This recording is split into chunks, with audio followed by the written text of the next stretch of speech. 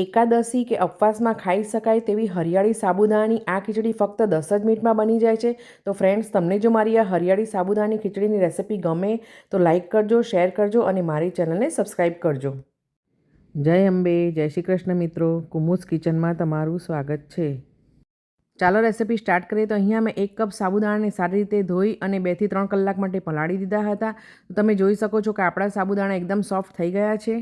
હવે અહીંયા આપણે ગ્રાઇન્ડર જાર લઈ લઈશું. તેમાં કોથમીર, લીલું મરચું, આદું અને જીરું એડ કરી તેને ગ્રાઇન્ડ કરી લઈશું. તો અહીંયા આપણે તેની ફાઇન પેસ્ટ નથી બનાવવાની, તેને આપણે કોર્સલી જ ગ્રાઇન્ડ કરવાનું છે. તો અહીંયા પેસ્ટ ગ્રાઇન્ડ થઈ ગઈ છે, તો આપણે તેને સાઈડ પર મૂકી દઈશું. હવે આપણે એક પેન લઈ લઈશું, તેમાં તેલ એડ કરીશું.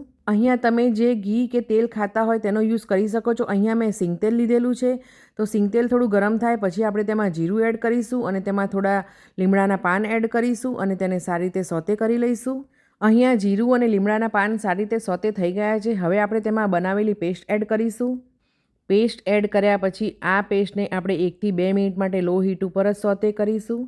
પેસ્ટ સારી રીતે સોતે થઈ ગઈ છે. હવે આપણે તેમાં એક મીડિયમ સાઇઝનું બાફેલું બટેટું એડ કરીશું.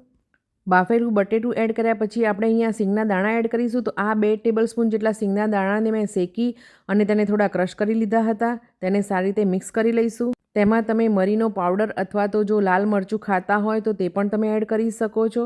અને બધી જ વસ્તુને સારી રીતે મિક્સ કરી લીધા પછી આપણે જે સાબુદાણા પલાળીને રાખ્યા હતા તે એડ કરીશું. સાબુદાણા એડ કર્યા પછી આપણે સ્વાદ પ્રમાણે મીઠું એડ કરીશું અને બધી જ વસ્તુને સારી રીતે મિક્સ કરી લઈશું. અહીંયા સાબુદાણા એડ કર્યા પછી આ ખીચડીને આપણે ઢાંકીને 3 થી 5 મિનિટ માટે લો હીટ ઉપર જ કૂક થવા દઈશું.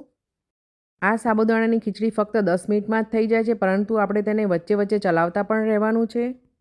તો અહીંયા વચ્ચે મેં 2 થી 3 વાર ચેક કરી લીધું હતું અને તમે જોઈ શકો છો કે આપણી સાબુદાણાની ખીચડી એકદમ છૂટી અને પરફેક્ટ તૈયાર થઈ ગઈ છે.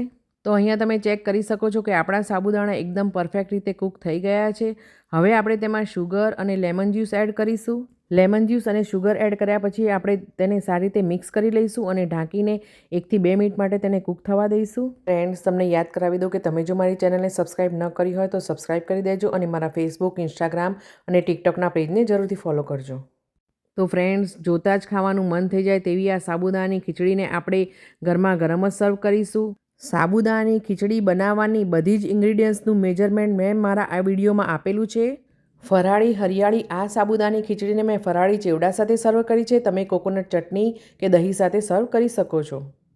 તો ફ્રેન્ડ્સ, તમે મને ફેસબુક, ઇન્સ્ટાગ્રામ, યુટ્યુબ અને ટિકટોક ઉપર પણ ફોલો કરી શકો છો. તો તમે મને ચોક્કસથી ફોલો કરજો. હવે આપણે મળીશું નેક્સ્ટ રેસિપીમાં. ત્યાં સુધી જય શ્રી કૃષ્ણ ફ્રેન્ડ્સ.